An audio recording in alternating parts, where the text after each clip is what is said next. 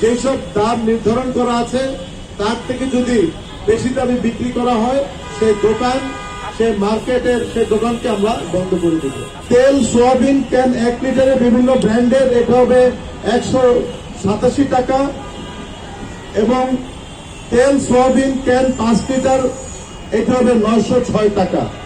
এগুলো হলো সরকারের নির্ধারিত মূল্য। এর বাইরে যদি কেউ বিক্রি করে, আমাদের সিটি কর্পোরেশনের কাউন্সিলর আছে, আমাদের ম্যাজিস্ট্রেট আছে, আমাদের আঞ্চলিক নির্বাহী কর্মকর্তা আছে, অবশ্যই সরকারেরও বিভিন্ন ধরনের প্রতিষ্ঠান আছে যারা এগুলো মনিটরিং করবে, ভোক্তা অধিদপ্তর সহ, এবং আমাদের মন্ত্রণালয় মাঠে থাকবেন, ওনারাও দেখবেন।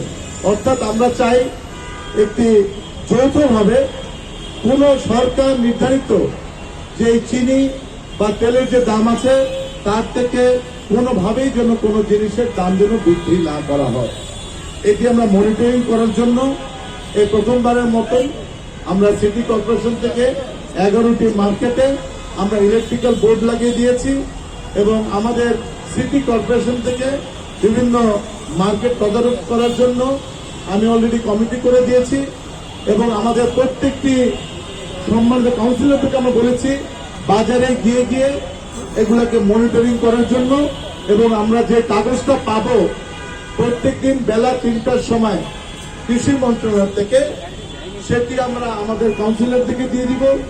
এবং কাউন্সিলর থেকে আমি বলেছি বিভিন্ন মার্কেটে গিয়ে জনগণকেও যেন এভাবে অ্যাসুরেন্স দেওয়া হয়। আমরা চাই, দেখা যায় কি যে গুজব উঠে যে রোজার সময় ডাল নাই, ছোলা নাই, অনেক কিছু নাই। আমি মনে করি আজকে অনুরোধ করব, কেউ গুজবে কান দেবেন না। এই আওয়ামী লীগ সরকার যথেষ্ট পরিমাণে চাল, ডাল, ছোলা, আটা সবকিছু কিন্তু মজুদ হয়ে আছে। আমরা বিভিন্ন সময় দেখি বিভিন্ন ধরনের ফেসবুকে টুইট করা হয় রোজার সময় দাম বেড়ে যাবে, কিছু অনেক অনেক বেড়ে যাবে, মানুষের নাগালের বাইরে। এইসবে আমরা কেউ কান দিব না।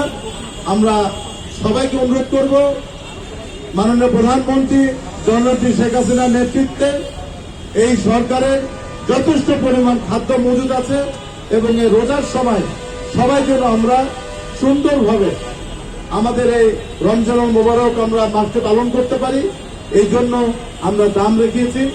এবং যদি কোনো ধরনের সমস্যা হয়, আমাদের চিফ রেভিনিউ অফিসারের ফোন নম্বর থাকবে বোর্ডের মধ্যে, আমাদের বাজার কমিটির যে সভাপতি তারও ফোন নম্বর থাকবে বোর্ডের মাধ্যমে। ওই বোর্ডের মধ্যে কিউআর কোডের মাধ্যমে তারা তাদের কমপ্লেন জানাতে পারবে। স্মার্ট বাংলাদেশের স্মার্ট আমরা প্রথম বাজার মনিটরিং সিস্টেম শুরু করলাম। আমরা আশা করি জনগণকে যে এগুলো ফলো আপ করার জন্য, এবং আমরা চাবো দেখতে জনগণ কিভাবে আমাদেরকে সেই ধরনের রেসপন্স করছে, তারপরে আমরা পরবর্তী অ্যাকশন নিব। আপনাদের সবাইকে অনেক ধন্যবাদ। আমরা যে ইলেকট্রিক্যাল বোর্ডটা করেছি টেস্ট কেস হিসাবে প্রথম সিটি কর্পোরেশনের আমাদের যে 42টি মার্কেট আছে সকল প্রেসিডেন্ট এবং সেক্রেটারিকে আমি গতকাল ডাক দিয়েছিলাম এবং তাদেরকে আমি বলেছি যেই সব দাম নির্ধারণ করা আছে তার থেকে যদি বেশি দামে বিক্রি করা হয় সেই দোকান, সেই মার্কেটের সেই দোকানকে আমরা বন্ধ করে দেব।